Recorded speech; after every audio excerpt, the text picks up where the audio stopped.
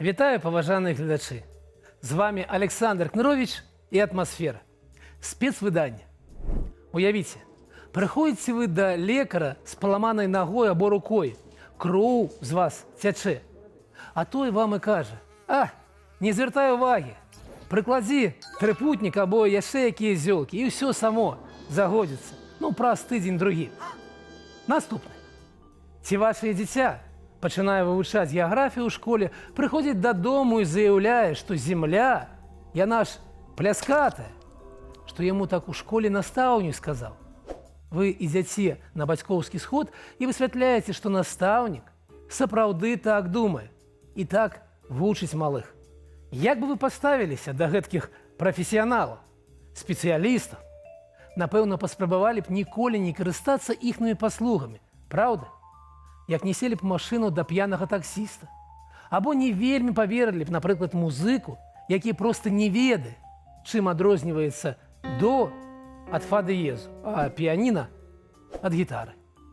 Дык чаму ж беларуская эканоміка кіруе не тое, што непрафесійны эканаміст? Гэта хай сабе бывае, а чалавек, які проста не ведае ноту, не ведае азбукі. Больш за тое, ён у эканоміцы правы бок ад левага адрозніць не можа. Не верыце? Ну што ж, запарце сабе кубачак гарбаты, зрабіце бутэрброд і усаджвайцеся як мага ямчэй. Гэта атмасфера. І сёння мы пагаворым аб адсутнасці проста базавых эканамічных ведаў у Лукашэнкі. Не хвалюйцеся, вы разбярэцеся з маёй дапамогай. Пачынаем. Наш герой, толькі не смейцеся, ён сапраўды мае эканамічную адукацыю, завочнае навучанне, сельскагаспадарчая акадэмія. І эканамічную тэорыю там тады не выкладалі. Гэта была буржуазная псеўданавука, а выкладалі сацыялістычную палітэканомію. Тую самую, што і давяла Савецкі Саюз да галечы. Адкуль жа яму было дазнацца, што нельга проста так прызначаць курс валюты? Калі вы, вядома, не ў СССР або Паўночнай Карэі. Так, няма адкуль. Ніколі ён не чытаў, напрыклад, вось такую базавую кнігу «Эканомікс», падручнік. І калі прыстойны чалавек, эканаміст, кіраўнік Нацбанку, прызначаны яшчэ ў 91-м годзе, Станіслаў Богданкевіч, паспрабаваў растлумачыць Лукашэнку, як працуе валютны рынак, што ёсць попыт і прапанова. І калі прадаваць валюту танней або паводле фіксаванага курсу, то яна проста знікне. Будзе бяда. Гэты не паверыў. І задаў простае пытанне. Добра, а калі я указ выдам? Богданкевіч звольніўся ўжо ў студзені 95-го, а ягонае месца заняла на ўсё згодная Тамара Віннікава. Тая самая, што нядаўна дом у Лондоне прадала за $1 мільён. 180 метраў. У Эмблі. Добра быць банкірам пры Лукашэнку. Так? Але вернемся ў сярэдзіну 90-х. Лукашэнка не паверыў Богданкевічу і панеслася. У гэтай частцы наступствы ягонай неадукаванасці вы адчувалі шмат разоў, але асабліва запомніўся 2011. Памятаеце? Калі ні курсу, ні валюты не было ўвогуле. Дорага каштавала народу гэтая вучоба. Такі ж базавы тэзіс з першага курсу, з першага семестру. Гэта разуменне, што нельга проста друкаваць грошы, што гэта злачынства, бо пачнецца гіперінфляцыя, якая давядзе да жабрацтва найперш самыя незабяспечаныя слаі насельніцтва – электарат. Ці чытаў Лукашэнка гэты раздзел? Упэўнены, што не. І другая палова 90-х скончылася шалёнай працай друкарскага станка. Ён друкаваў грошы, раздаваў іх калгасам і будаўнікам, і яны, грошы, вядома, траплялі на рынак, дзе не было столькі тавараў, іх не вырабілі. Памятаеце тую інфляцыю? 40, 60, 180, 300% гадавых. І гэта ўсё ягоных рук справы. Няведанне эканамічнай тэорыі.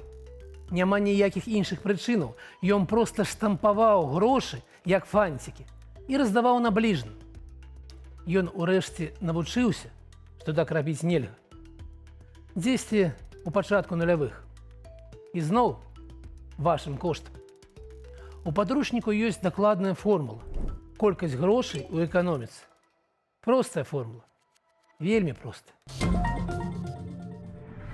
Ну добра. Навучыліся, што нельга рэгуляваць курс, што нельга друкаваць грошай.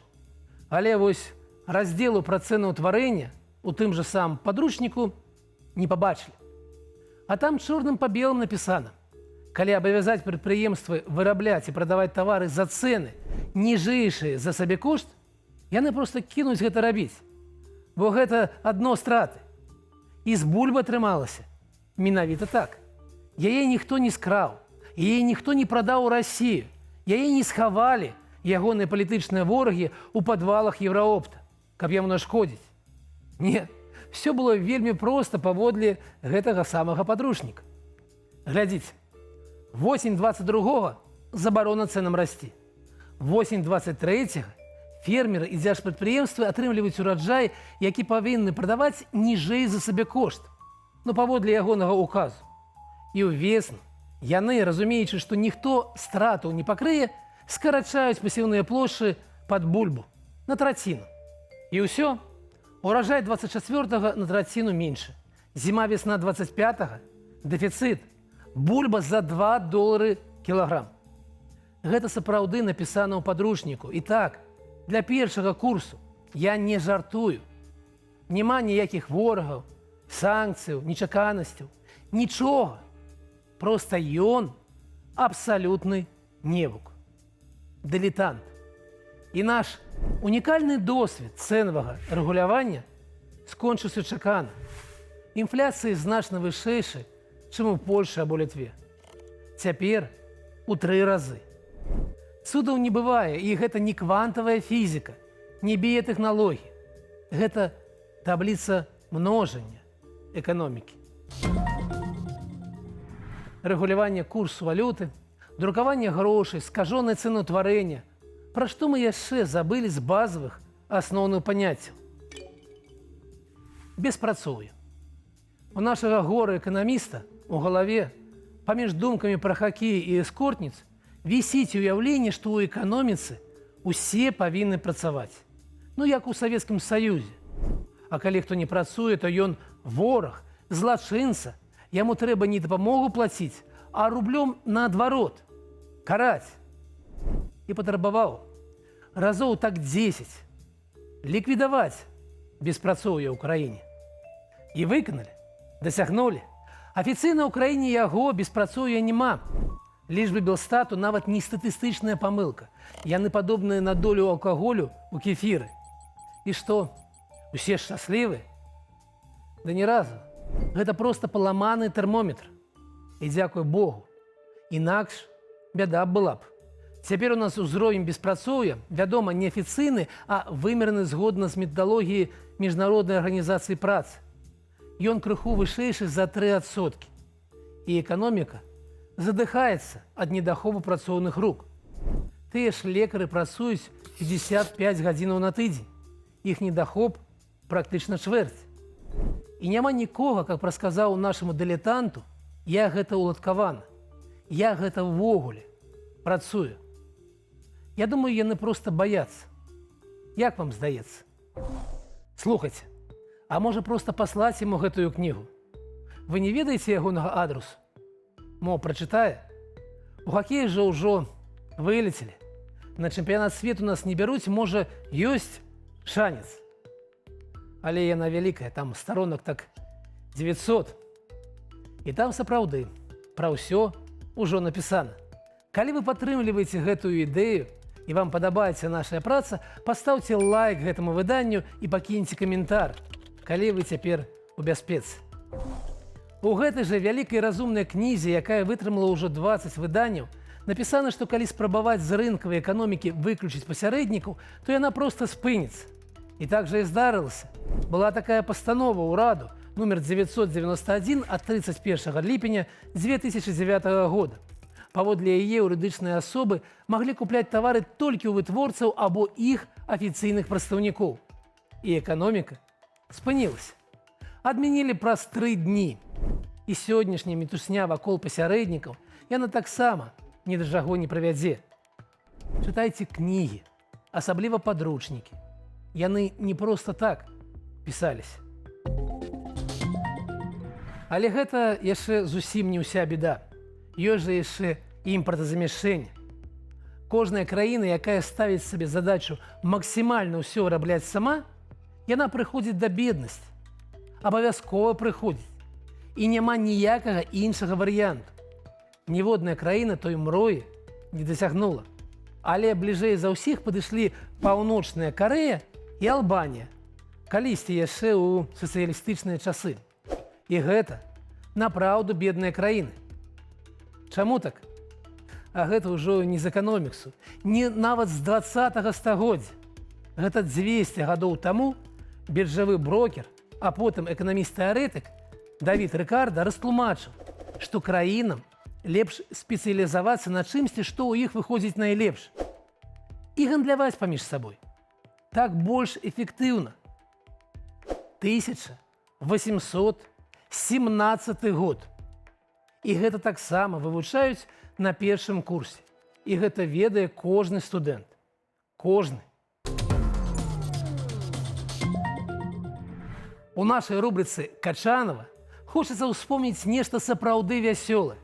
І для мяне гэта эпапея з беларускімі кавунамі. Так, зараз мы ўжо павінны былі таксама іх імпартазамясціць. Памятаеце? Пасля, інакш як прыступам псіхічным у нашага невука я гэта і не назаву. Гадоў 10 так таму Мясніковіч загадаў у кожнай вобласці вылучыць па 100 гектараў пад бахчавыя. Як думаеце, выканалі? Апошнія пару гадоў штосьці ніякіх лічбаў не чуваць. Прайшоў прыступ. А вось ураджай 23-го года 500 тоннаў. Паводле цэнаў поўдня Расіі прыкладна на $50 000. Вось і ўвесь мегапраект. Уражвае. Замясцілі 2% ад унутранага спажывання. Але яно і зразумела. Можна і мандарыны на паўночным полюсе выгадаць. Але яны будуць залатыя. Сабекошт у іх будзе... Хаця адкуль яму слова ведаць такое? Сабекошт. У яго ж у галаве ўсё, што вырабляецца ў краіне, яно танна. А калі атрымліваецца дорага, дык гэта ворагі. Або горш за тое. Лайдакі і чыноўнікі-злодзеі. Але трэба толькі загадаць, узмацніць дысцыпліну, і справа пойдзе. Як з кавунамі. Слухайце, а давайте гарбату у нас вырошчваць. Або каву. Я чуў, што вельмі ў свеце вялікія праблемы. Крызіс. Дарагі прадукт. Давайте. Чаму ж не? За вашы грошы. Гэтыя, дарагія мае гледачы, пераказаў вам толькі старонак 30 з тоўстага такога падручніка. Там яшчэ шмат цікавага. Гэта быў мой любімы прадмет ва ўніверсітэце. І добра было б, каб краінай кіраваў хтосьці, хто яго хаця б чытаў. Я ж не жартую, калі кажу, што Лукашенка яго не разгортаў. Сапраўды ніколі нават не адкрываў. А чытаў ён сацыялістычнае глупства, палітэканомію. А таму ён шчыра і не ведае, як кіруе краінай, як той самы географ, які ўпэўнены, што зямля яна пляскатая і стаіць, вядома, на 3 кітах. Штодня ён выкідае вашыя грошы ў смецце, мільярдамі. Але вы мяне спытаеце, не можаце не спытаць. Александра, чаму мы яшчэ не на дне? Чаму заробак хай маленькі, але вышэйшы, чым ва Узбекістане? Грамадскі транспарт ходзіць, лекар лечыць. Можа, ўсё не так і дрэнна? І я вам адкажу. Так, усё не зусім дрэнна. Але не дзякуючы, а насуперак гэтаму невуку. 32 гады таму у нас практычна не было прыватнага бізнесу. А цяпер на дзяржаўных прадпрыемствах працуе толькі 37% занятых у эканоміцы. І на іх прыпадае менш за палову ВУП. У тым і рэч, што там, дзе ён пакорпаўся неўмелымі ручкамі, там не расце, там падае. Але ёсць у краіне цэлы клас прадпрымальнікаў, больш як 300 000 чалавек, якія кожны дзень плююцца, лаюцца, але змагаюцца з наступствамі ягоных рашэнняў і не даюць эканоміцы абрынуцца. Калі б ён увасобаў у жыццё ідэі сацыялізму, то бок забараніў бы прыватны бізнес, як збіраўся, атачыў бы краіну калючым дротам, то ў нас сапраўды была б тут Паўночная Карэя.